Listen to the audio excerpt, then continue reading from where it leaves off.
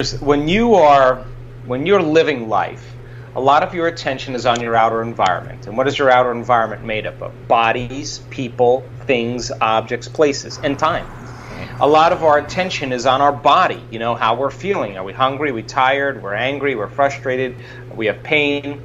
And a lot of our attention is on time, like how much time do we have? Where do we have to go? What do we have to do? And it's the act of keeping your attention on your body, your environment, and time that all of a sudden keeps you separate from your inner world of thoughts and feelings. So that we love this idea of teaching people how to sit down and disconnect from their outer environment. If you're listening to soft music and you have your blindfolds on or your eyes closed, you're less likely to be influenced by your outer world. If you're sitting still and you're not getting up and moving and feeling and experiencing and tasting and smelling and eating, then less information is coming into you as well. And if you're not thinking about where you need to be tomorrow or what you have to do later or what happened yesterday, but you're in the present moment, meditation is the perfect way to make your inner world more real than your outer world. Now you can execute thoughts. Now you can drive your attention in a certain way. You can become aware while you're sitting there that you're sitting there and all of a sudden you're getting angry for no reason. Well, what's up with that? You're just sitting there and you're angry. That should tell you that your body on some level is craving that emotion. So when people start to understand they may be addicted to anger, and I'm allowing them to sit there and work with that anger and keep bringing their body back to the present moment. They're training their body, just like you're training in your gym. You're training your body to no longer be the mind. And the act of doing that over and over again is you're training the animal. And sooner or later, the animal's going to go, I'm not the mind. You're the mind. I'm going to let go. And when it finally surrenders, the person gets a biological upgrade.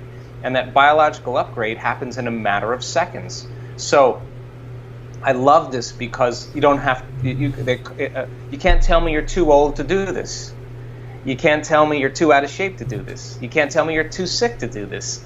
You can't tell me your past was too brutal to do this, because I've seen transformation in all shapes and sizes. So if 95%, Ben, of who we are by the time we're 35 years old is a set of memorized behaviors, automatic unconscious habits, emotional reactions, beliefs, perceptions, and attitudes that function subconsciously like a computer program, then in order for us to change, then we got to dive into that operating system and become conscious of it. And the word meditation literally means to become familiar with.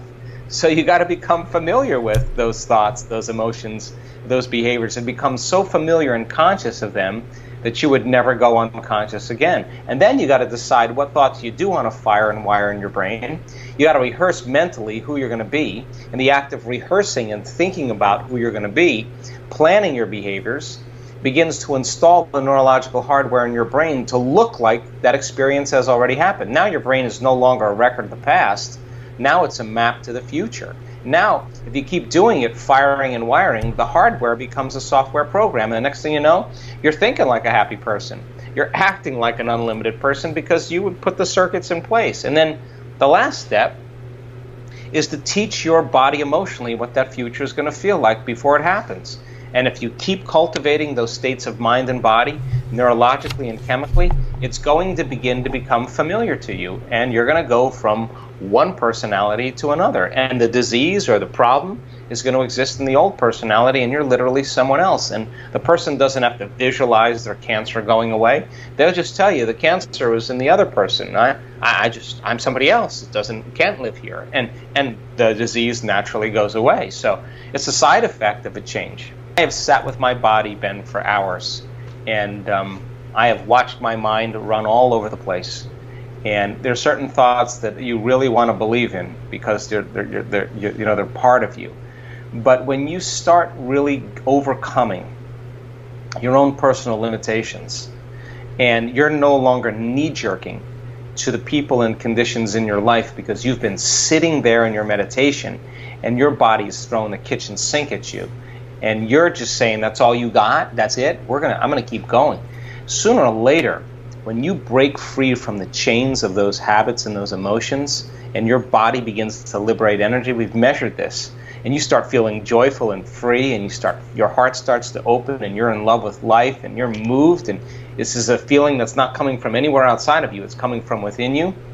I guarantee you'll stand in the presence of your greatest adversary, your biggest betrayer, the person that threw you under the bus, and you'll look that person in the eye, and you will have nothing but love for them, because you'll see a part of yourself you used to be that you no longer are. And the moment that happens, you no longer belong to your past, you belong to your future. And now you see it as a lesson instead of like holding a grudge. You free them and you free yourself, and you're on your way. And that's called evolution. We only complain about our life when it's not working. Nobody complains about their life when they're joyful. They just don't. You only complain about your life when you're angry or bitter or frustrated. So if a person starts working on regulating different states, then they'll say, God, I feel so great. I'm not going to lose this feeling because of that person. I'm just going to see them, wow, I used to be like that. I just totally get them. And now you're free. And I think that's the beginning of unconditional love. I always start my meditation by raising my energy. I always start with placing my attention in the center of my chest. Where you place your attention is where you place your energy. And then I start practicing slowing my breath down, and then I start cultivating an elevated emotion, like gratitude or joy or freedom. And I sustain that state until I start feeling my heart beating. Tell me what that means, cultivating gratitude or joy. Is it just bringing thoughts of gratitude? I'm feeling it. I'm feeling really grateful to be alive. I mean, and I'm doing that without any reason. I'm just doing it because I want to. And you're familiar with it. I can do it because I've practiced it enough times. Just like people practice pretending being suffering all the time. Sure. It's the same thing. I'm just trading the chemicals of suffering for the chemicals every of child can pretend that they're sad or they're asleep, right? Why can't we pretend at the beginning that we're joyful or we're grateful? Exactly. Mm-hmm. So then by doing that, then I start raising my body's energy. And then when I do that properly, then I'm ready to create. And so then my next step is to get beyond myself. And our research shows that if you take your attention off your body, you become nobody. If you take your attention off people in your life, you become no one. If you take your attention off the things you own, you're in nothing. If you take your attention off the place you have to go, you're in nowhere. Mm-hmm. If you take your attention off of time, you're in no time. That's the moment you become pure consciousness. That's the moment that you all of a sudden start connecting to that unified field or that quantum field that I talk about. So I go as deep as I can into that unified field, and I keep surrendering deeper and deeper into it, because the more I connect to it, the more whole I feel. And now I'm in the place where all things manifest from. So then from there, it just depends on what I want. I may change my energy and tune into the potential of a mystical experience, or I may create a new opportunity. I don't know, whatever it is I'm working on, or just whatever I choose to do it. And then I sustain that for a period of time, and then I surrender it to a greater mind, and get up ready to have my day be unusual and different. There are certain, I challenge myself to deeper and deeper degrees. I mean, look, when you heal yourself, the next question is, can I heal another person? What else can I do? Yeah. And then it's a great question. What else can I do? And so I think it's methodical. So I'm passionate about it. I do it quite a bit. I have created amazing things in my life. Some things people wouldn't even believe. But I'm not the only one. I mean, there's so many students in our work that got it down. So for me, there's not a whole lot of things that I want material. I mean, I've had a lot of material things, and it doesn't really change you. What I really want are those profound mystical moments that just your jaw drops and you just go, wow, I got this all wrong. Wow, I got to really rethink life again. And I love those moments because some conditioning tends to be removed, some veil tends to be taken away, and you get a clearer view of the spectrum of the way life is. Look, if you have a mystical experience, we must have the biological systems in place in order to have those. So I break down those biological systems with the different glands in the brain. But when that system switches on, you are going to have a full-on sensory experience that is going to seem more real than you and I talking, but you're not going to be using your senses to have it. In other words, your inner world is going to be so transcendentally real that you're going to forget about this world that you're living in right now. And the pineal gland begins to release metabolites and neurotransmitters that fit into the same receptor sites as melatonin, but they're an upgraded version of melatonin. Dimethyltryptamine?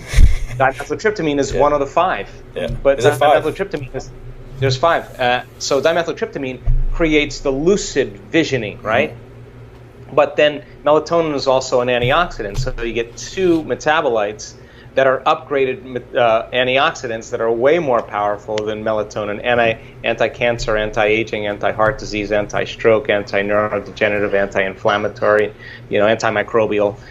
You take melatonin, it's already relaxes the body. Now you have a benzodiazepine, which is Valium. Now your survival centers in your body are totally tuned down, and you're completely relaxed and present. You take the molecule, you tweak it again, and the same chemical found in hibernating animals. It already helps you to sleep, but now it just suppresses all your drives, your sex drive, your appetite.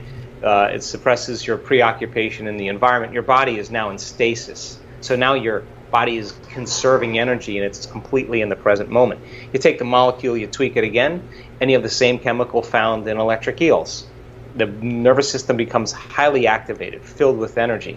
So it's activating those systems that causes you to slip into a world that transcends our senses, that is very profoundly real, that you exist in right now. Another one of you exists right now that's a Ben, but a very different experience of yourself. So I love those mystical experiences, because when I have those, experience enriches the brain, and experience produces emotion.